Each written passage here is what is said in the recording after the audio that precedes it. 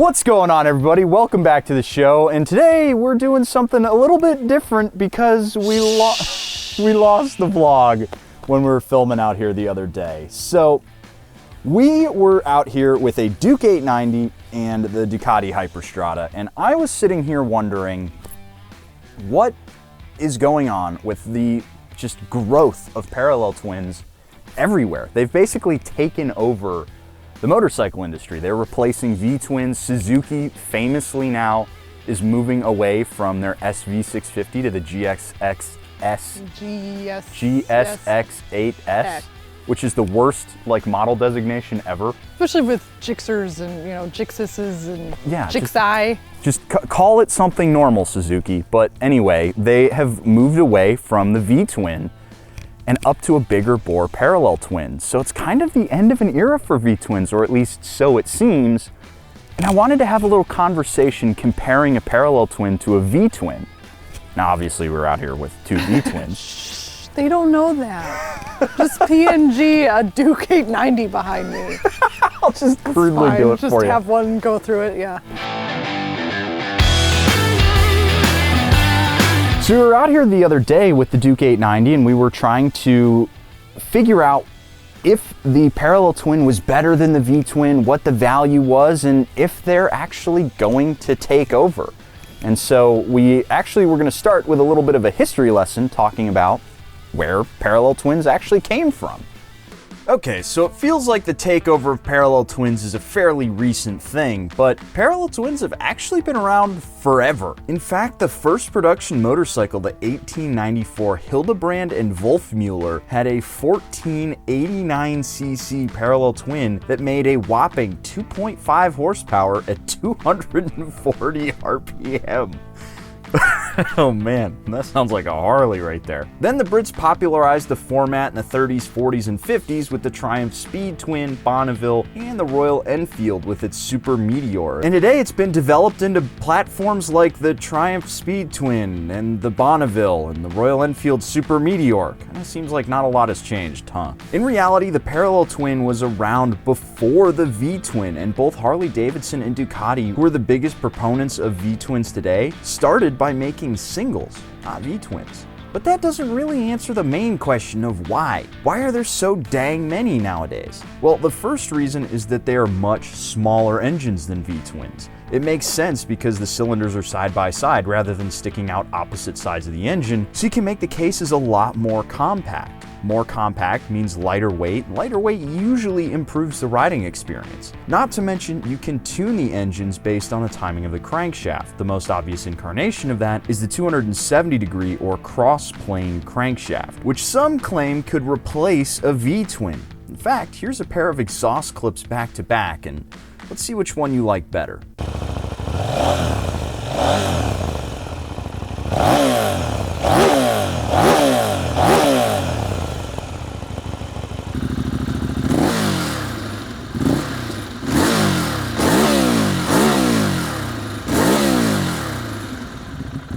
So with that out of the way, what was your initial thoughts when you got on the Duke? How much fun it was. Yeah, it's an insane laugh ride of a bike, right? It's so lightweight, it was so much fun. We ride a lot of different bikes. Mm-hmm. When I can hop on a bike and I just hit the blinker, 10 out of 10 for me, because I'm not going like, okay, wait, no, now I'm in a different mode. Okay, now the menu's going. Everything, all the clusters were laid out really nice. Especially hopping on one for the first time. It's such a lovable bike, in my opinion. Yeah, and it's easy to ride, right? Easy to ride. That was one of the nice things about it, is because it was so lightweight, it's telepathic. Yes. When you're going through a corner. And that is down to the fact that it doesn't have the V-twin anymore. Yeah. All the cylinders are right next to each other in that tight, compact engine. And you remember how narrow it was between the knees? Oh yeah, it definitely stands out in terms of agility, in my opinion. Yeah. All the bikes I've ridden, that definitely, I was like, I don't know how much of a street bike compared to I was like, this is a track bike. That's what it felt like to me. You're like, oh, this thing just wants to dive bomb corners. Mm-hmm. So now transitioning, you also rode the Hyperstrata, and Yes. you've spent actually a decent bit of time. You're still the only person between the two of us who's reviewed the Hyperstrata. I still haven't done it on my own channel. What did you think about that bike? Not relative to the Duke, but on its own merits. The best way I can describe it is like using your wrist as a barometer for power, right? I can tell that there's more power there, or it's just different. It's fat and it's wide, and on the highway, this thing crushes the highway. Yeah. I chose to ride this one back, and I was like, you get the Duke, because that felt like a chore on the highway. And that's one of the cool things too about that bike is it is heavier. And Right. sometimes, a lot of times we talk about weight, and this Harley's 731 pounds, right? That is too much for a motorcycle, especially one that considers it to be sport touring. But there is a point where you are too light. And I would argue at 360 pounds, like the Duke was, that it was a little too light for the highway. And yet this guy, because it's so planted, it's about 450-ish pounds, it just tracks super straight on the highway. You don't feel like you're gonna get blown around. No, you're not an air hockey puck. So what did you think of the power band on the Ducati? You can tell it's a Ducati. Right. If you've ridden Ducatis, and maybe you have and maybe you haven't, you can feel the character, right? It's a little bit different. Yeah. And how did you feel about it relative to the Duke? Because they're very different power bands. We talked about this when we were riding, and I was like, I think I would pick the Duke because I like to work on motorcycles, right? In the power, it's enough for me. Right. It's not something to where I'm like, oh, I don't like this, I'm gonna go for the V-twin. Right. I'm like, okay, when I hear V-twin, I'm like, I don't really want to work on that in my garage. I'm not at that level. So you're coming at it from the more like practical angle Yes. where because the parallel twin is so much more compact, so much simpler, everything, like you pop the single head off and it's all there as opposed to Yes. having to go for both of them on the Ducati. Not that it's not possible, it's just not gonna happen in my garage. Yeah, that's totally fair. I think that the parallel twins, like we're both here on V-twins, and this is actually kind of cool. I kind of wish we had all three of Yes. these out with Yeah. the Ducati or with the Duke, because it shows how different V-twins can really be. Yeah. I find parallel twins, even in the 180, the 360, and the 270, to all hit about the same. They all have that low down, just like whack of power, and then they rev out pretty okay. Their top end is fine, in my opinion. V-twins, depending on how you set up the orientation and the way that you tune them and stuff, like this only goes to 5,500 RPM. So it's all about torque instantly. Whereas that is about a little bit more broad a spread of torque and some high-end horsepower at the top. I think that V-twins tend to have a little bit more differentiating the two versus parallel twins. Is that why you're team V-twin?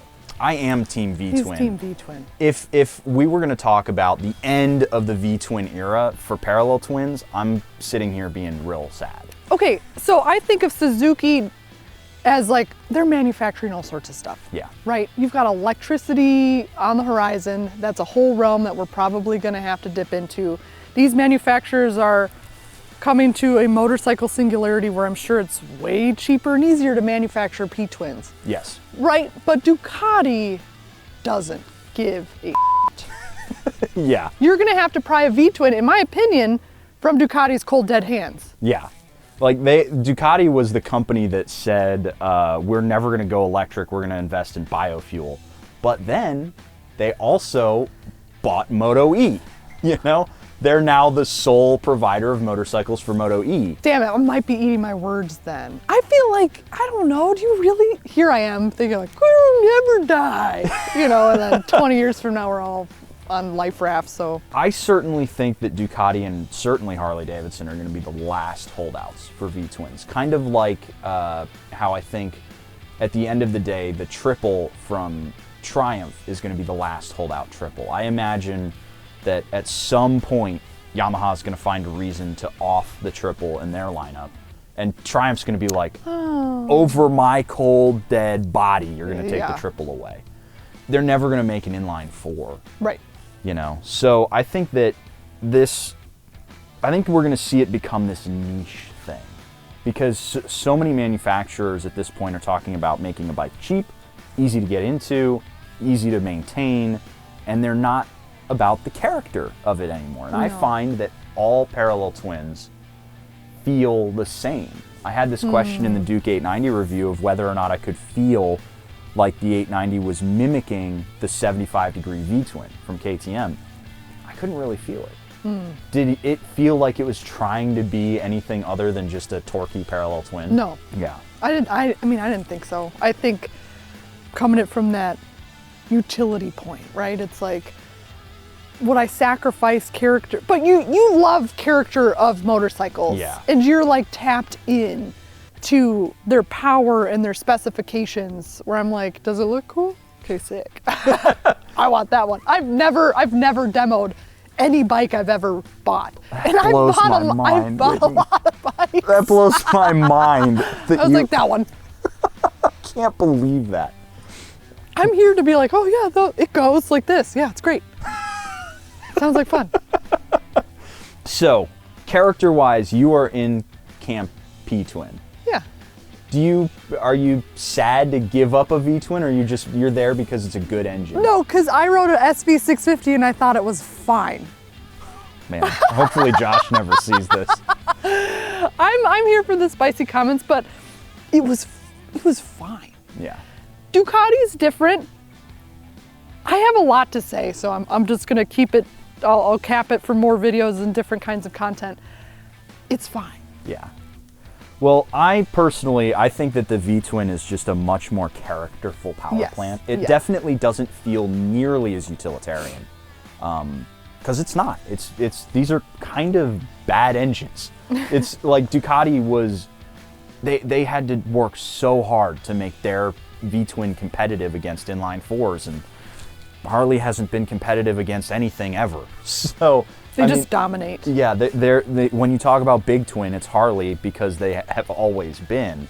And this thing is 117 cubes, like 1900 cc's, and it makes about as much power as that thing does.